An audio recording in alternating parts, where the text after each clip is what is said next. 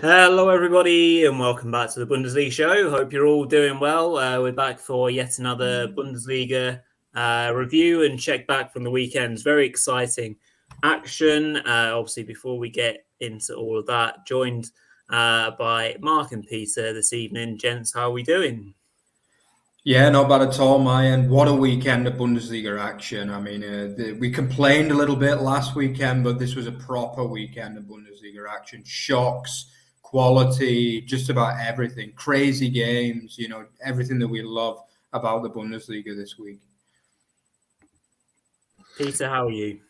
Indeed, yes. There's a lot to talk about both on and off the pitch in the Bundesliga this week. As a matter of fact, as someone who was responsible for covering the 15:30 kickoffs, it was slightly annoying that every match finished off at a different time, but that was the case for a variety of reasons, and we'll get into that as we review this week's action, both in a footballing sense and, well, in a semi-political sense as well. Yeah, plenty going on, wasn't there, this weekend through fan protests and the chocolate coins being thrown on and an awful lot. Peter, don't get yourself done in by your props there. Rory strapping on the shins for five-a-sides. I'm messing around with the tactics board. It's all going off, and we've not even kicked off the action yet. Hope everyone's doing well anyway. If you can indeed give us a thumbs up for the show, that'd be a good start to proceedings. Comment along as well in regards to your team's performance, if you agree or disagree with what we're saying. Of course, we'll be doing Peter's Kiosk Club to start with, then going through our featured games, finishing off with our hero of the week as well. So loads to get through. Of course, as well, if you can leave a rating and a review on podcasts as well from an audio sense, that would also be greatly appreciated. Before we go on too much, let's get cracking with the rest of the show. So, Peter, we'll hand over to yourself to do some Kiosk Club fun. Absolutely. Thank you very much, Rory. It was a pleasure, as always, to hit the kiosks, make the sacred schlep to the newsstands early this morning at 5 a.m. All the Germans were out in force, given that Bayern lost, which we'll get into in a little bit. But whenever Bayern lose, everybody is hitting the kiosks very, very early. I had a little bit of a blast from the past to start us up with here. Way back on our first review show of the season, and indeed the first installment of the Kiosk Club, I held up the Elf Freunde here, which was praising Xabi Alonso as the best trainer in the league. And we'll be talking about him and Leverkusen and their title prospects as well in just a little bit. I wanted to point out that, did we Germans know? We absolutely always knew. We knew from the beginning of the season that we had something very, very special in Xabi, and look forward to getting into discussing that with you guys soon. You may want to avert your eyes, Rory, and all Stuttgart fans may want to, as the Bild am Sonntag, as we got into the Saturday matches, is saying shame euch, or shame on you, Stuttgart fans. One of the big news pieces of news from the weekend is that the second half of the kickoff in Stuttgart's Bochum match, their trip to Bochum, was delayed for over 45 minutes. For something not related to the protests this weekend. It was actually just a typical Cannstatter banner that the Stuttgart fans had brought out to the supporters block, and it was blocking the the emergency exit lanes. And yes, it was quite the scene for 45 minutes there, as the refs and also the Stuttgart coaching staff and personnel tried to get a compromise and get them to take that banner down. The match was nearly abandoned. Yeah. Maybe Stuttgart fans would have preferred it to be abandoned, but in any event, when the score was still 0-0. But that is the size of it. I wouldn't take it too personally that the Bild Zeitung is that the main sporting tabloid is passing judgment on you. That's not really. We won't be covering Dortmund directly today, but they did get a great deal of coverage. The headline here, Inside the Fold, is not so important. I think that's relatively material. I did want to show you one picture of the Schokoladenthaler protests. German fans are throwing chocolate coins onto the pitch in protest of the new DFL licensing deal that was sanctioned. And this is not the first time it happened. It happened in round 15, the penultimate round of 2023 as well. But here is a very nice photo of all the Dortmund players getting together to pick up these little chocolate coins. Hell of a task, because there's so many small ones that you have to get off the players. Dortmund, of course, won big, and they are getting most of the coverage here in the Bundesrepublik. The kicker, as if Joshua Kimmich did not have a bad enough weekend to begin with, is leading with a huge piece on Toni Kroos and whether or not he'll be returning to the German national team. To be fair, the kicker was caught a little off guard by the Bayern loss. I believe they went to print without really knowing that Bayern was going to blow it in Bremen, and that's the reason that we have that. Luckily for that, we have the Bild am Montag, which is what everybody, it was almost sold out at 5:30 this morning.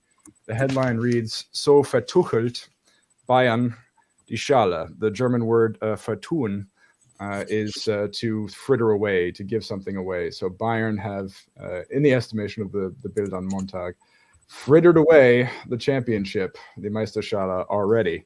Good news after that Bayern Dortmund result earlier. Rory doesn't always like it when I bring up the highbrow publications, but I wanted to let you know that according to Kicker, Vincenzo Grifo, whom we will discuss in a moment, was the player of the day. He was the hero of the day. But the fascination in the German press with the EPL loanees continues. In the opinion of the Süddeutsche and also the Frankfurter Allgemeine Zeitung, Ian Maatsen was the player of the day. And there's a nice little headline here in the Süddeutsche for English fans. So, input von der Insel, or input from the Isle. Everyone's very excited about the likes of Ian Maatsen, Jadon Sancho, Sasa Kalajdzic, Donny van de Beek, and so on and so forth, being in the Bundesliga. They are our heroes, the Premier League rejects. So that will conclude our Kiosk Club. And I'll turn it over to you, Rory, to get us started with the action. Yeah, absolutely. And so that, there was so much action to enjoy at the weekend. And yeah, you mentioned Dortmund in passing there, Peter. We are just going to very quickly touch upon them as a unofficial fifth place in our featured 4 or 5. So yeah, we will just talk about it because naturally I didn't want to completely subside them because they have now scored 7 goals without reply and not give them, a bit of a nod. So just, we won't do this game in as much detail because again, I kind of feel like it was a bit of a false scoreline. And yeah, people can shout at me, BVB fans, if you want to. That's just the way that I saw it. But yeah, just before we obviously move on, it was a great weekend really for Dortmund from a results point of view, of course, obviously with the RB result and Stuttgart losing, and the perfect start to the second half of the season. As I already said, 7 goals scored, none conceded. But from a perspective of the match, chaps, obviously, taking on a lowly Köln who have got not much to really shout about at the moment. But in that first half, there were a few opportunities for the home side, before the quick double early on in the second half saw to the match result. But what did we think of Dortmund overall? I'll throw it over to you, Mark, quickly, just to walk through Dortmund. Are we still having the fact that they're on this new role and they can make the most of it, or are we thinking it's just the teams that they've played and they've done what they should have done? I think a little bit of both, to be honest. I think I had a similar kind of vision of the match to you, Rory. I think it wasn't a 4-0 thrashing. I think Köln played probably a little bit better, especially probably before the 60-minute mark. Until the 2-0, I would say Köln were well in the game, to be honest, and they played quite well by their standards, let's be honest. Yeah, but obviously the first goal was a nice goal, a short corner from Brandt, and then a really nice finish from Marlon. Marlon is a really important player to them. And, he missed a lot of the games when they weren't winning before the end of the Hinrunde. With him back in the team, he has that moment of magic really in him, and I thought this was a really, really sweet finish for the 1-0. As you say, Cologne did have a lot of chances as well. That they did their own work. Thielmann, who was actually playing as a number 9 in this game, he was pretty good. Actually, I've got to say, though, I don't know what obviously Schmidt is doing really there, getting rid of, Schultz, my mistake. Yeah, what he's doing, getting rid of Selke, because Selke scored last week as well. So I found that a little bit strange, to be honest. Maybe he was picked up a knock, but I thought Thielmann did well in general. He had a good game. I think also Kainz had a probably half decent game as well, a minor, but ultimately I feel as though Dortmund grew into the game. I agree on Ian Maatsen, though. I'm a big fan of his, really. I think Ian Maatsen is a great player, really. I actually saw him play for Burnley last year against Wigan, and he was really, really good then as well. He was on loan at Burnley. They tried to sign him in summer, actually, but he refused to go there, basically. So he's a really highly rated player. Got to be honest, watching these games, and I can't see how he can't get in that Chelsea team at the minute, because he's a really good player, pretty much a complete player at left back, really. I think he's a great player. But yeah, there weren't too many standout performances apart from those two. I felt Maatsen and Marlon were like the two that really kind of stood out. Nice assist for obviously Bino Gittins as well off the bench. Obviously, he'd been benched in the game. That was a nice finish from Mukuku, who's got 2 goals in 2 as well now. So respect to him. He seems to be getting his form back. Obviously, the other big talking point is as the DAZN commentary mentioned, I believe I can fly. Because, Sancho's dive was, let's be honest, he's brought that from the Premier League, let's be honest. Because I thought that was quite poor. I was surprised that it didn't get pulled back, in truth, because I didn't think there was really any touch there on him. But he got away with that, and full crew comfortably put the penalty away. But Peter, were you on a similar kind of mark to me, that it wasn't a great performance, but still a win? There were several defensive errors in the beginning that Köln didn't have the finishing quality to capitalize on. You mentioned Selke. Selke is hurt. He has a foot injury that might sideline him up to a month, and Waldschmidt may need surgery. So, I mean, it's really getting ridiculously bad for Köln right now. I mean, pretty soon Heiko Weschenbacher, or whatever his name is going to be starting. I'd like to see them give that young American kid, Damian Downs, a shot. I mean, what do they have to lose at this point? But the I Believe I Can Fly, that R. Kelly song was huge in Germany for some reason. I don't know why. But that was huge. That was big news, as was the fact that Jadon Sancho, after drawing the penalty, wanted to take the penalty. Gimme. Yeah, exactly. And you could read his lips. I mean, the broadcast cameras caught it, and he was like, "Can I take it? I want to take it. I want to shoot it." You could read Nicholas Fulkrug's lips saying, "No, I take it. It's fine." And it didn't look like a very friendly confrontation, but they hugged afterwards, and Fulkrug smoothed it over in his post-match interview. So, they were playing Köln. Köln could have put away some early chances if they had better quality. I mean, there was, with Linton-Meine, I think he hit the post twice. But yeah, I mean, overall, pretty decent game from Dortmund. You mentioned Bino Gittins' great assist off the bench. Reina was involved in that play as well. Mukoko, nice finish. And Daniel Malen and Ian Maatsen are now referred to as the Dutch connection by the German press. I don't know. That doesn't make any sense. I mean, if it were the French connection, it would be a good reference, but whatever. They go with that. So that's what I've shared the Fulkrug Sancho anecdote. That's all I can't top that when it comes to Dortmund. Yeah, that's basically, what I was going to mention. If we hadn't, the interesting confrontation screams to me, Sancho just wanted a free goal. He won it, so he thought he deserved to take it. But definitely better places to do that. Didn't look the best from his point of view. And there's quite a lot of Man United fans across social media who obviously are interested to see how he's doing in the Bundesliga and had spotted this and say, "Oh, well, yeah, typical Sancho, all about himself." So, yeah, is that his character? There's been a lot talked about his mentality in that sense, but we won't get into it too much. Obviously, hopefully he and BVB carry on doing well, and from a fixture list point of view, they'll definitely be targeting, really going hard, and they'll fancy their chances by the end of this little run that they'll probably be inside the top 4 quite soon in that sense. But yeah, anyway, we'll move on. Before we move on to the fourth game, just want to quickly catch up on some comments. So first one from DM. Keep up the good work, guys. Can't stay to watch, but we'll be waiting for the pod. So thank you very much for that. Good evening to Ballon. Hope you're doing well. Also, a few different comments in here. Dortmund, Ballon saying Dortmund seemingly getting a bit more gel now in their team, which, yeah, it seems to be the case. Scored 7 goals. Can't argue against that.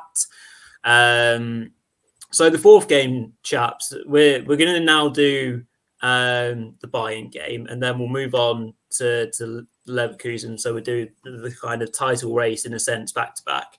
And well, obviously this a lot of people predicted that this loss was inevitable in a sense, the way that Bayern have been playing under Tuchel, and that this is maybe the end of an era, and there's been lots talked about it. But yet Bayern aren't playing well. Yet this is a bad loss for them. But there's been too many false dawns that me and Mark have, got excited about, in the sense of, we'll have more competition and a tight title race. And Bayern's points per game is still ridiculously good. But, we'll kind of come on to that. Let's talk about the game itself. So the first half, Mark, pretty open, game, couple of half chances, a really good save made by Manny Neuer. Obviously, that kind of deflected visor effort where he has to obviously jump up and make a really good save, showing his athletic ability is still there. And then, obviously, first talking point of the match, maybe do a quick round robin on this because we could probably talk about it for a while. The Nijmar goal, or disallowed goal, where do we stand on this? Is VAR maybe getting a little bit too involved in these 50-50 tackles in the middle of the pitch? Is VAR down to interrupt a game for that level of detail when it's a referee's decision? Some people have said it's a correct decision because it's a foul. When you look at it in slow motion 50 times over, yeah, it's probably a foul. But I'm not convinced that that's what VAR is there for. Anyway, Mark, do you want to quickly come in and say what your thoughts are on VAR and whether it should have been a goal or not? At the time when I was watching it, I was furious, to be honest, because let's be honest, we all love watching Bayern get turned over. You know what I mean? I think every Bundesliga fan outside of Munich and Bavaria loves to see that. We're not going to lie about it. Even though we respect Bayern, we love Bayern really, but we all love seeing them get turned over. And obviously at the time it seemed like a harsh decision, but I think looking back, it probably was the correct decision in terms of the foul. I do believe it was a foul, but do we need this in football? I don't know, to be honest with you. I'm going to be honest, I think football is in danger of becoming a little bit over-regulated at the moment. I'm going to be honest. I think it was a good goal at the end of the day. The ball through was amazing. The finish and the bottle that Nijmar showed to score. Everyone was celebrating. The fans were celebrating. Everyone was so happy, apart from obviously Bayern fans. Then you always have that feeling of disappointment when it goes to VAR. My feeling whenever I see VAR on the screen, I always feel like a sense of disappointment. Personally, regardless of if it's my team that scored or even the opponents, because you're always like, oh no, here we go, it's going to get chalked off for something and nothing again. But unfortunately, that is football now. I don't think we're going to go back on VAR. Whether I like it, it's a hard one, to be honest. I think on one side, I think it's needed, but the ideal would be we have VAR, but it's only used for very, very clear and obvious decisions. That would be the ideal, basically. But sadly, at the moment in football, we don't have that, and we're not going to have that anytime soon from what I've seen. If anything, it seems to be getting more and more complex, the decisions that are getting pulled up using it. And that's disappointing. I believe in goal line technology. I believe in clear and obvious goals being disallowed. But I think anything less than like a 70-30, if the referee didn't give it, then it probably should be allowed to stand with the referee's decision, in my eyes. But you've got to remember, it's very borderline, all this. At the end of the day, if you're Bayern Munich and it goes to VAR and the goal's given, you're like, how? It was a clear foul. Do you know what I mean? So at the time, I was disappointed, but I think in the laws of the game, it probably was the correct decision at the end of the day. Yeah, Peter, do you want to just quickly chime in whilst we're on VAR, and then we can gladly move on? Absolutely. I feel it was the correct decision. And one of our upcoming matches, VAR gave us a goal, so we'll get to that in a little bit as well. Yeah, okay. Well, yeah, very straight and easy point there. But I just wanted to have my say, because it didn't sit well with me the way that it was interrupted. But then again, it might come and save Man United or Stuttgart in weeks to come, so then I'll be singing its praises again. But anyway, yeah, so obviously not the greatest of halves for Bayern first half. They had, a couple of half chances again at the start of the second. Kane volleying over. Sane had an effort, well saved. But then, Werder just picked them off so well on the counter. Nijmar was great pace. Holding on the ball really well, creating chances. And then the goal itself, obviously, the ball was kind of chucked down the right-hand side for Weiser to absolutely go at Fonzie Davis and, was not holding back, turns inside and get maybe slightly lucky on the deflection of the ball, perhaps. But other than that, was fantastically direct, and his finish high into the net gives Werder that 1-0 lead, which obviously they would hold on to. But, amazingly well played. Weiser was superb, man of the match for me. Even before the game, he was he was getting down that wing really well. Werder were defending fantastically well, getting into that deep block.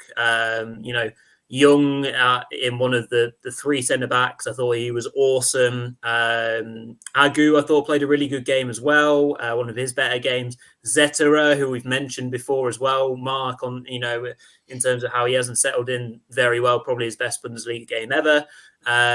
Schmidt in the midfield was really good. Could probably name them all in fairness. I thought it was just all-round excellence from Werder, who came with a game plan and just did for Bayern basically. Peter, thoughts on Bayern then? Thoughts on Bayern quickly. And I want to keep on heaping praise onto Werder because they deserve it. Yeah, the thing that was a shame about that disallowed Jinma goal is that he has really shown some flashes of brilliance this season. And for him to start up top alongside Nick Voltemade, you're thinking to yourself, how in the hell can they possibly square off against the record champions like this? Dux was out because he was suspended. Rory is out because of all of the, a slight punishment for signing with the Brazilian side while he's still on loan with Werder. Yeah. Werder played an excellent game. One of our favorite nickname players, Jens, all the world's a stage, did very well in midfield in that 3-5-2. Mitchell Weiser, granted the save that Neuer made on him early was deflected, but another beast of a game from him. That's Leverkusen reject Mitchell Weiser. Leverkusen. Yeah. To be fair, I don't think he's Jeremy Frimpong or even Nathan Teller, but in any event, he's just really come on for them. One of the advantages that I have of now moving my tactics column to a little bit later in the week is that I have some more time to study these matches. And I was having another look at Bayern and Tuchel's tactics late on today. And the headline that I showed you in the Sportbild is absolutely justified. He's got real problems now. Both Kimmich and Leroy Sané were very, very mad about their tactical, or Kimmich was mad about getting yanked. Sané was very, very mad about being pushed down the left wing there and forced to defend more. His late match tactical switch was not good at all. He tried a 3-5-2 there, and it was just simply nothing befitting of what you would expect from a championship side. We have the problem of Matthijs de Ligt, who has been, it was leaked this week that the Dutchman does not have a good relationship with Thomas Tuchel and maybe headed out in the summer. I don't know where that came from or how that started, but you could tell that de Ligt was very, very distracted in this one. His late booking was not fair, but he made tactical errors throughout the first half, was one of the reasons why Bayern were ineffective on both sides of the ball. And he was not good as a pivot runner in that late back three either. He made a lot of mistakes.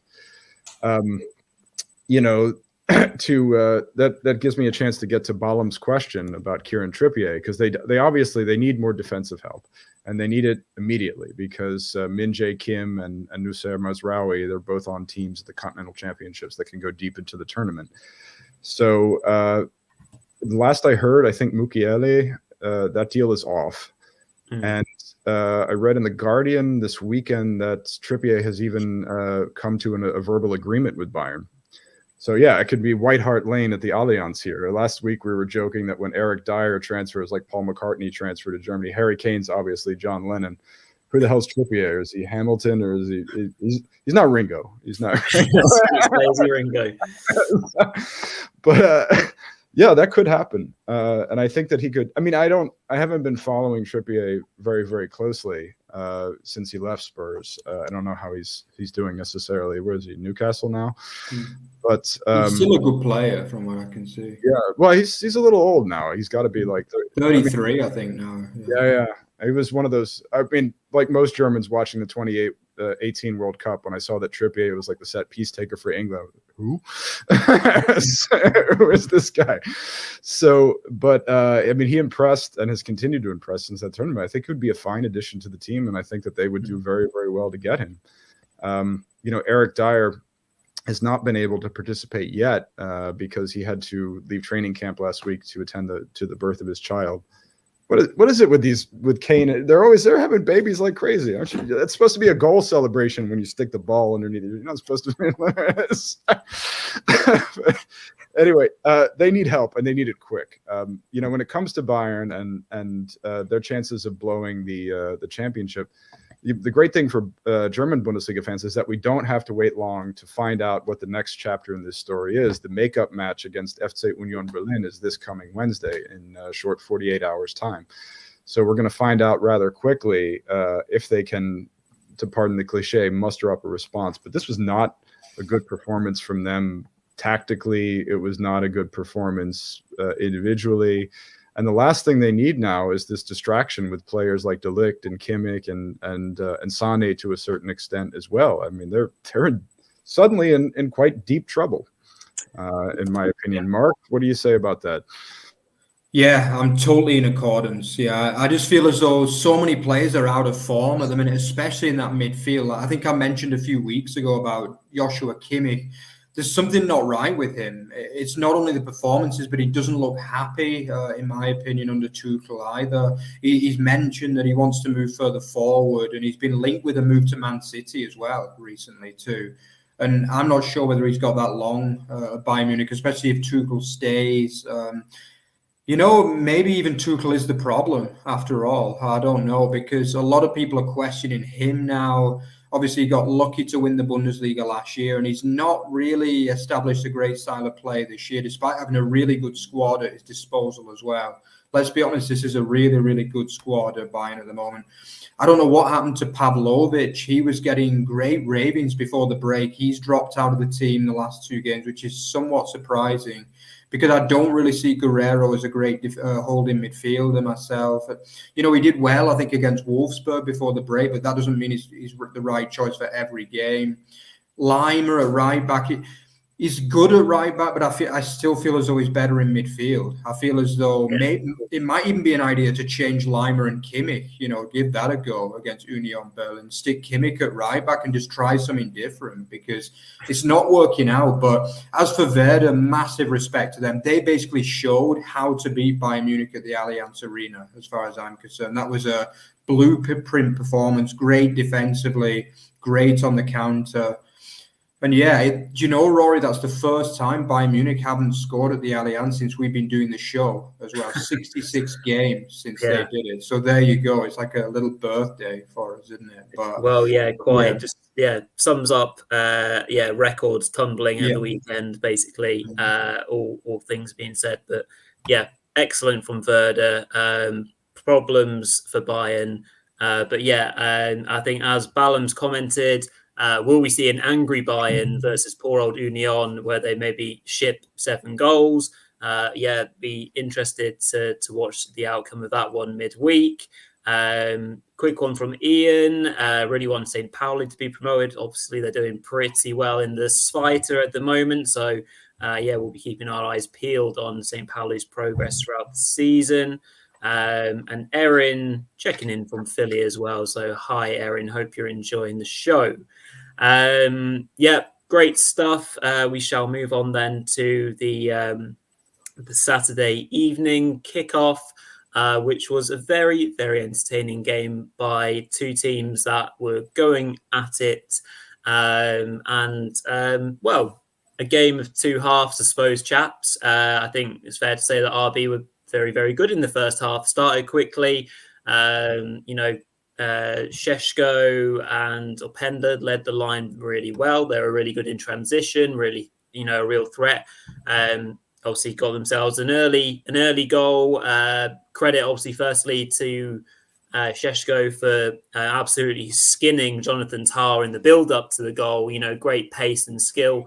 Obviously, then the rest is left up to the magician that is Xavi Simons, who takes 1-2 touches of pure magic, and then his third is to slot it in the back of the net for 1-0. Really, really impressive stuff. That from it was kind of the Xavi versus Florian Wirtz midfield contest, which was really interesting to see. Xavi was getting on the ball a lot more, and RB Leipzig looked a real threat.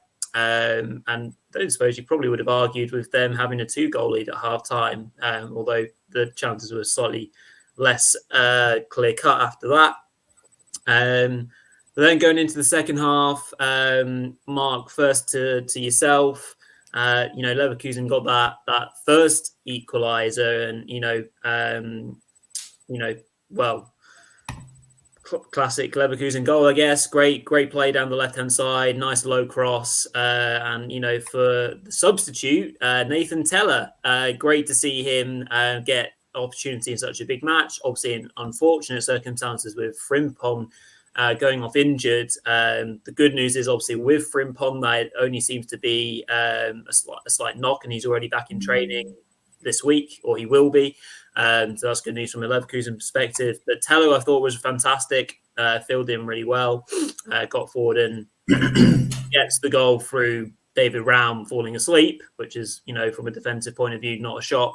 And then, why don't you walk us through the rest of it, Mark? Obviously from 1-1, RB did go ahead in quite strange circumstances, but clinical circumstances nonetheless.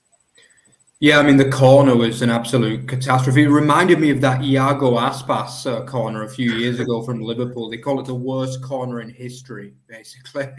It was the corner that was known to cost Liverpool the title. I think it was in 2014, but it was very similar.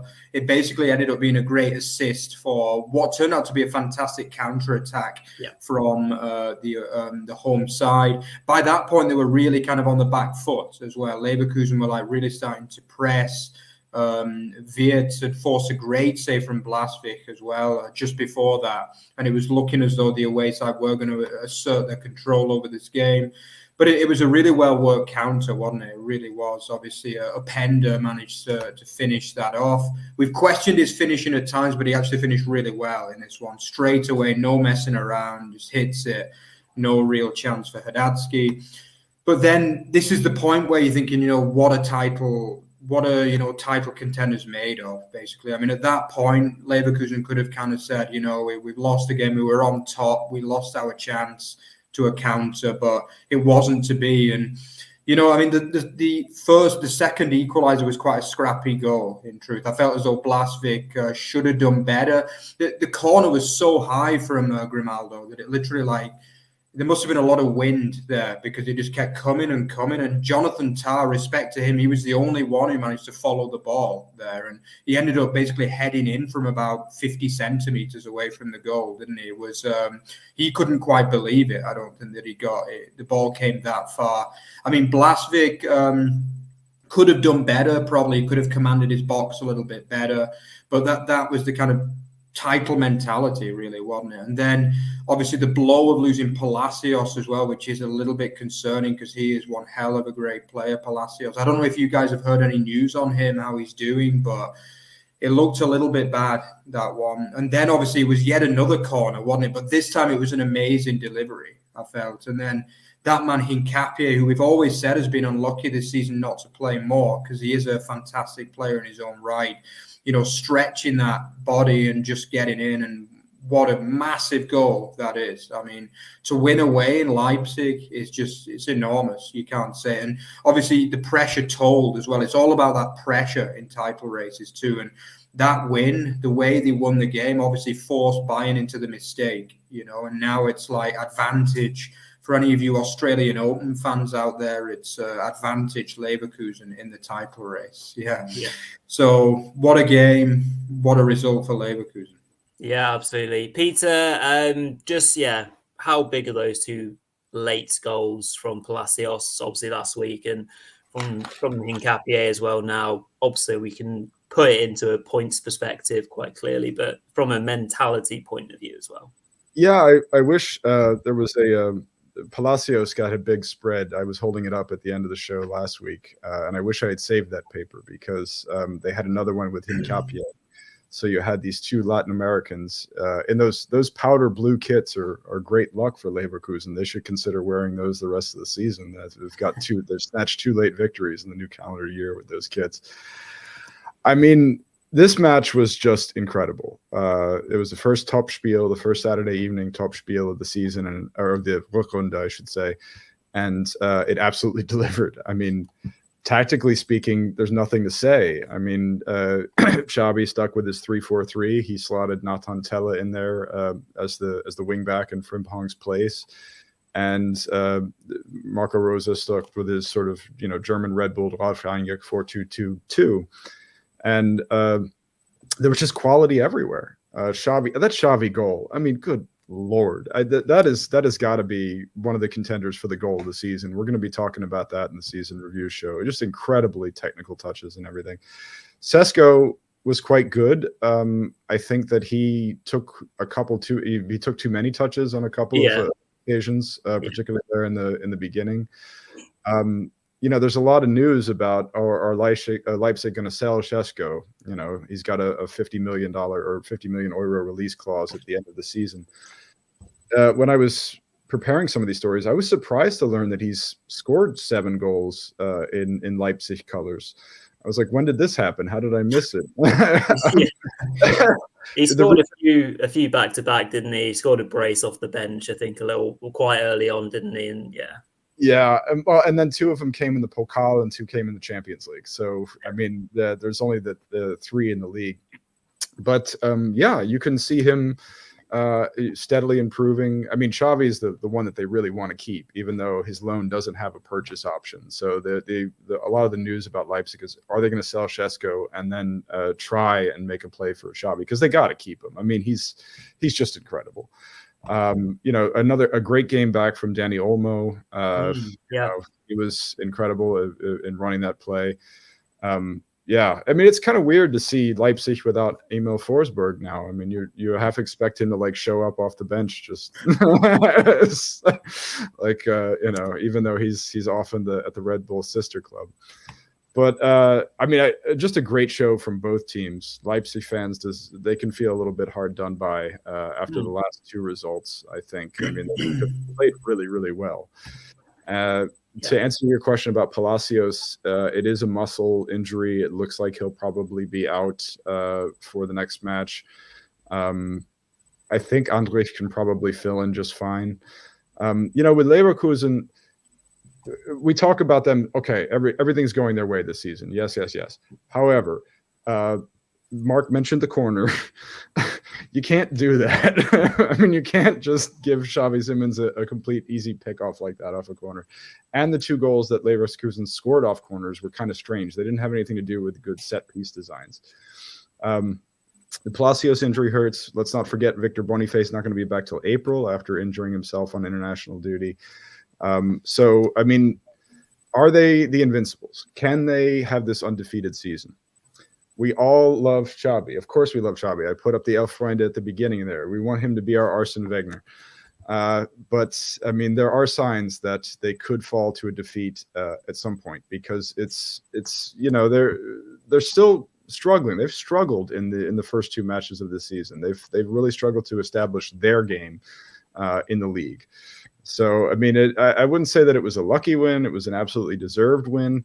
But Leipzig probably were the better team in this case. But I mean, when things are going your way, they're going your way. So, I mean, you can say that as well. Yeah, interesting stuff. But yeah, great weekend for Leverkusen, as the title race will endure for many more weeks to come, and it'll go each this way and that, and we'll follow it with great interest. But yeah, another huge win and a late win for Leverkusen. Right, let's get to our last two games then, and make sure we give them plenty of time as well. And one of the games we'll be covering or reviewing is the game with Freiburg and Hoffenheim, which was a game that kind of hit the straps a lot more so in the second half. I think it's fair to say. Freiburg obviously got out to a good lead. Bless you, Mark. You're getting excited by Vincenzo Grifo's performance, no doubt. Exactly. Yeah.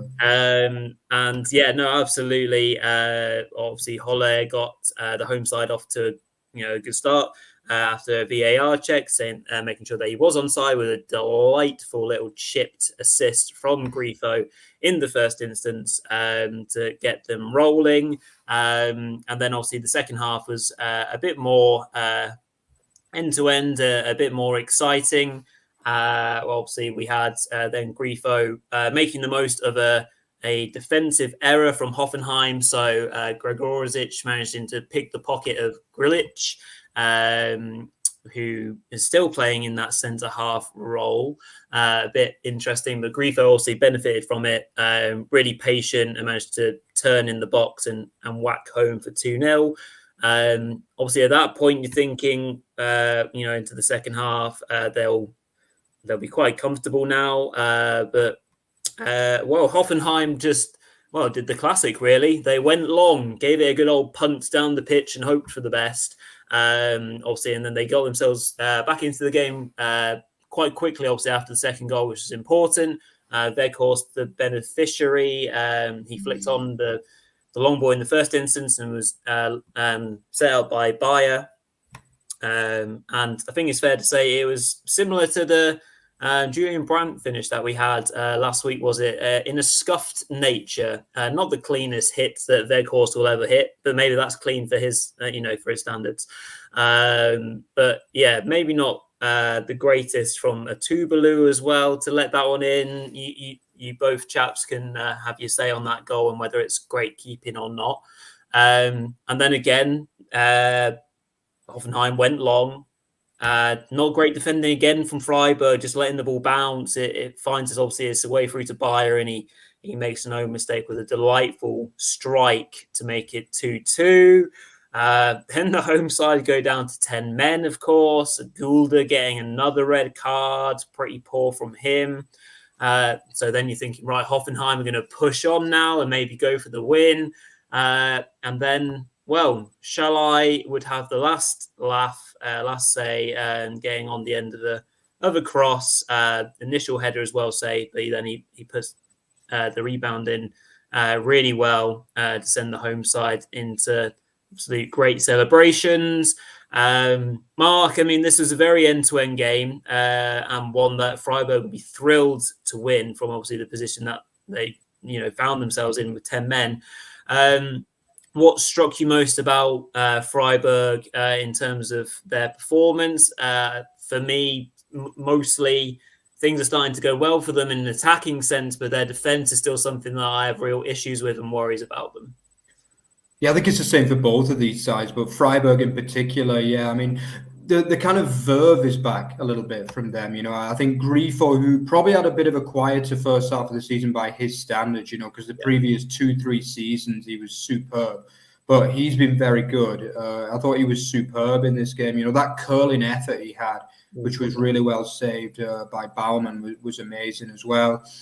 Yeah, I think Hurler is a player who just gets goals, doesn't he? I mean, what can you say? I mean, he's not the most fashionable number 9 in the league by any means, but that was a really nice finish for the 1-0. It really was, And as Peter said, that was the goal that was basically initially given as offside, but then VAR gave us a goal. So, on the rare occasion, we get some benefit out of VAR as well sometimes. But yeah, I mean, I think also Makengo, I've got to give some credit to him as well, the young left back. I felt as though going forward, he was very good.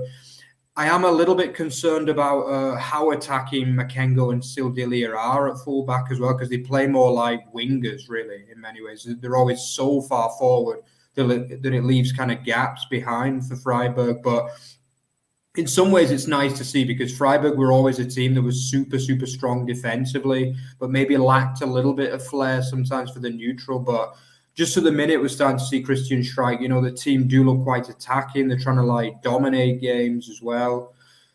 But yeah, I mean, for Hoffenheim, what do you expect from a team that only plays strikers? Do you know what I mean? It's like basically the entire team is strikers, and two strikers score, but they can't defend to save their lives, basically. Yeah, that's effectively what's going on with them at the minute. I mean, they are a strange football club at the minute, Hoffenheim, really. I mean, I just don't know how to add them up. I mean, I would go as far to saying that I think if Pellegrino Matarazzo doesn't straighten out his tactics, they could really plummet in this Runde. Really, I think they could go right down into the bottom half of the table, because they don't look like getting a result at the minute. You know what I mean? And I would say apart from that, probably the, 20, 25 minutes where they were really good when they got the 2 goals and the red card, but to lose the game with 10 men, it's not cool, really, that. You know what I mean? When they had all the ascendancy, and defensively, they're really poor, actually. Really, really poor. I mean, the Grifo goal as well, he just took on about 5 defenders and then just curled it around Baumann. So they're probably the most puzzling team in the Bundesliga at the minute, Hoffenheim. But I think for Freiburg, good times are ahead. I think it's another European push. They've still got European football as well. So all things are good for the South German team. Peter, do Freiburg then pushing for Europe, still in Europe? Do they have the squad depth to back up both fronts? They do now, thanks to some very good news that the Attila Scheilei is coming over to Freiburg on loan from Hoffenheim. Wow. Yeah, are you ready? Because it's Scheilei and Salai, or Scholai and Scholai. Yeah. Mark knows some Hungarian. He has some Hungarian friends. He speaks a little bit of Hungarian. So, yeah, Freiburg gets Scholai. Scholai is the winger, and then Schalai is the defender. Oh, Salai, because I call him Salai, but he's Schalai. Okay, all right. Well, we're gonna have fun with them. Schalai, it's gonna be a lot of fun. Yeah, I mean, well, look, Atabolo. We talked about him a number of times this season, how he's probably been rushed into that number 1 role a little bit too early, and he had his fair share of mistakes in this one. And yeah, I mean the Makengo and Sedilia, these are a couple of young guys you're using as your fullbacks. I mean, they really could use Christian Günther back as soon as possible. But I mean, props to Vincenzo Grifo. I mean, Germans. We have a lot of high hopes for Bayern, or for Freiburg, Hoffenheim, because it's like sort of an emerging Baden derby, Baden-Württemberg derby, from the very north of Baden-Württemberg to the very south. And Grifo is from, as I've mentioned many times on this pod, the Italian from Pforzheim. He's right in the middle of Baden-Württemberg. So we had this Bavu derby, and the guy who was from right in the middle of the state was the star of the show. It was a great match. It really was. And there'll be some grumbling about Pellegrino Matarazzo in my forthcoming tactics column. The good news is that Hoffenheim have signed a left wing back in Schurzek. So maybe Marius Bülter can start playing up front if they can find a place for him. But I mean, this was a great match. It was it reminded me a lot. You remember that one in the spring of 2022 when there were 7 goals between these two sides? That was one of the best, so we have high hopes for this derby. Freiburg's won the last 4 ones. I think there was a 0-0 draw in there at some point. So, but they're undefeated in 5 in this. Everybody's rooting for Freiburg when it comes to this derby. But yeah, I mean, there's a lot of positives that Freiburg can take from this one. And fingers crossed for Scholai. They certainly need him.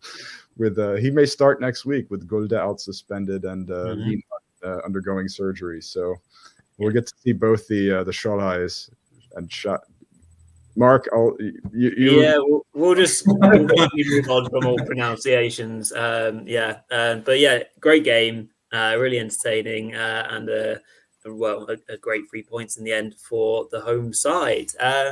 Then we will finish this week with the Hessen derby, which obviously took place at the weekend between Darmstadt and Frankfurt.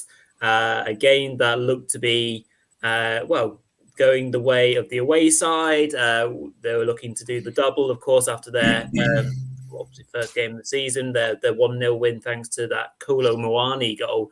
Again, we were kind of reminiscing about him, weren't we, on the prediction show? And yeah, I mean, from this point of view, Frankfurt were good and probably outplayed the home side for an hour-ish, maybe. Obviously, goals from our new Nkunku, and obviously pronunciation-wise, he got himself another goal, second goal now, and if you were smart enough to put him in your fantasy team, it would have been a great shout. I was so close. I wanted him in, but I went with other options. Then Ansgar Knauf tapping in what was definitely a shot from Sasa Kalajdzic. But anyway, he'll take the assist. I think he'll be very happy for it. And obviously, he found his man, so to speak. But Knauf in the right place at the right time for 2-0. And yeah, Frankfurt, fair to say they deserved that. I think the better team for a large part of that. But thereafter, they started to, they started to make mistakes quite plainly, didn't they? And one of those mistakes led to the first goal for Darmstadt, for the debutant who'd been, with the club for a day, I think it was, for Justvan, making the most of a poor clearance from Frankfurt, and obviously I think the shot from Pfeiffer doesn't quite happen, but Justvan is there in the right place to make it 2-1. And it looks like Darmstadt aren't going to get their way. It was the captain Holland who smashed over from inside the penalty area. It wasn't very far out in the 85th, 86th minute. You're thinking, that's the big chance missed. But there's still drama to be had, as Clara was able to put home a really good cutback from Wilhelmsson, I think it was, and obviously send their home fans into absolute carnage of celebrations. Peter, I'll come to you first on this one. I mean, really exciting game, great derby. We were mentioning in the prediction show how, derby days, you never know, and the passion can kind of get you over the line. But again, I guess Darmstadt were given a footing into that game by some mistakes by Frankfurt. Well, this one was this match was really a highly tactical match. It was a tactics head's dream, and I've been writing a little bit on it already. A little bit. 3 formation changes from Thorsten Lieberknecht. He switched to a back 4 in the second half, and then he, of course, brought Christoph Klar up to play as a striker, as one does with center backs late in matches. And there was a tactical misstep from Dino Topmüller, who reverted to conservative tactics a little bit too soon. He went for that sort of Christmas tree 5-4-1. It's insider talk there. Don't want to bore everybody to death, but in any event, it was, I mean, you really did feel like Frankfurt, Sasa Kalajdzic in his post-match interview, well, my translation was too vulgar for this podcast, but he indicated that they had filled their pants a little bit. Frankfurt had by squandering that late lead, and that's absolutely true. They reverted to administrative mode and conservative tactics far too early. And Lieberknecht was able, through his 3 major constellational shifts, to sort of outmaneuver them. So we have Julian Justvan, as you mentioned, 1 day with the club, and I also will get a quick mention for the returning German Filipino typhoon Gerrit Holtmann, who's also now joining Darmstadt. He scored the goal of the year back in 2021, was it? That match day 2 against Mainz. So all of a sudden, we were talking last week about Frankfurt taking maximum points from the next 4 fixtures and Darmstadt being absolutely hopeless. Well, it's a different picture. That's why football's so great. Absolutely. Mark, can Darmstadt now use this goal and finish as a bit of a springboard for the rest of the Rückrunde? Can they take some momentum? Because they need to. Yeah, I think some of the signings are quite promising. I think Justvan is a player that's actually been quite highly rated for a while at Hoffenheim. He was never, as many players aren't really, he was never really given a true chance there in the last year or two. But he is actually a player that's been rated for a bit of time. I think Gerrit Holtmann is a friend of the show. You know, we're a massive fan of the Bochum Messi. But nowadays it's going to be the Darmstadt Messi, isn't it? So, yeah. I think he's a great signing, actually. I really do. I think he's the kind of guy they need. He's a proper German system player. He's you know what I mean? He's got so much experience, and he is a good player on his day as well. Obviously, kind of drifted out of that Bochum team. I think that's the best hope. I think both of those players improve the team.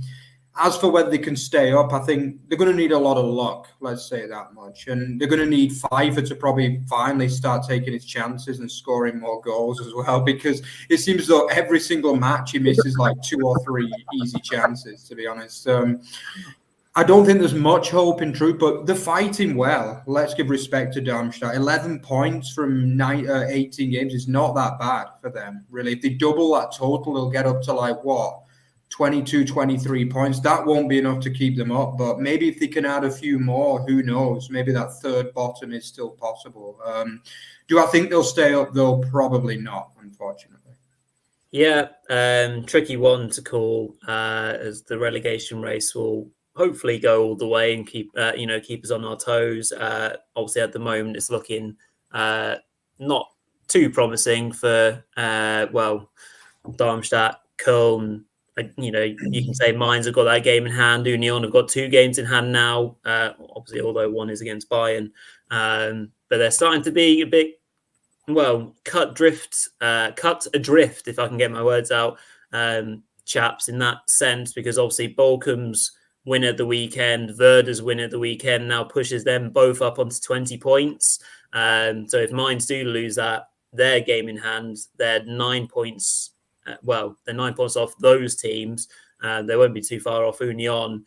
So, I mean, do we say it's just those 4 teams in a relegation race? Do we still include the likes of Bochum? But if you say Bochum are in it, then you have to say Werder and Gladbach and Wolfsburg are in it as well, ridiculously. So it's pretty tricky to call still, isn't it?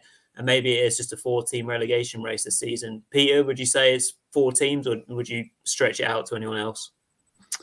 I think that Wolfsburg could actually dip further, if I may make a bold prediction after what I saw against Heidenheim this weekend. And I think you could probably relegate Köln now. I really don't see, with the transfer ban. I've read that transfer. That is the most airtight transfer ban I've ever seen in my life. They are and what can you do? All you can do if you're Köln is you can bring up these young guys like Justin Deal and Weschenbecher and you can bring them up and pump them up. You're part of the club. You're our future. Problem is, if you do that before the guys are really developed, before they're really ready, you endanger both your club and their careers. That's my 2 cents on that matter. Yeah, absolutely. So we will just finish, as I'm messing around with the banners, with our Bundesliga boxes, Hero of the Week. And so, put it out to a vote as per usual. So our 4 contenders this week were Mitchell Weiser / Werder as a team performance, Daniel Marland's brace, Nkapie's last-minute winner, and Darmstadt's comeback. So all 4 very valid contenders. And the winner with 47% of the vote is Mitchell Weiser and Werder Bremen for their superb performance in Munich, ousting the champions very well. Hincapie's winner was a pretty close second place as well. So, well done to Weiser and Werder for winning that one.